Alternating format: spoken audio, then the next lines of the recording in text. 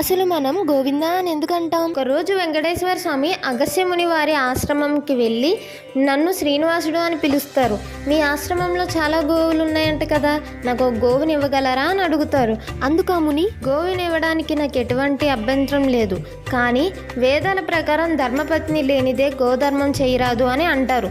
కాబట్టి మీరు మీ భార్యను తీసుకొని రండి అంటాడు. అలానే అని చెప్పి వెంకటేశ్వర స్వామి వెనక్కి వెళ్ళిపోతారు. సతీమణి పద్మావతితో మళ్ళీ వస్తారు. కానీ ముని ఆశ్రమంలో ఉండరు. తన శిష్యులు ఉంటారు. శ్రీనివాసులు ఇలా అంటారు, మీ గురువు గారు గోవునిస్తానని మాటిచ్చారు. అతను నన్ను నా సతీమణితో రమ్మన్నారు. ఇదిగో నా భార్య పద్మావతి. శిష్యులు మా గురువు గారు లేనిదే గోవు ఇవ్వడం కుదరదు అని అంటారు. దానితో వెంకటేశ్వర స్వామి కోపంతో తన కొండ వైపు గబగబా వెళ్ళిపోతారు. కొద్దిసేపట్లోనే వచ్చిన ఆ ముని, ఆ విషయం తెలుసుకున్న ఆ ముని గోవుని తీసుకొని వెంటనే వెంకటేశ్వర స్వామి వెనకాల, స్వామి గోవు ఇందా అంటాడు. గోవు అంటే ఆవు, ఇందా అంటే ఇదిగో అని అర్థం. అందుకే గోవింద అంటాం.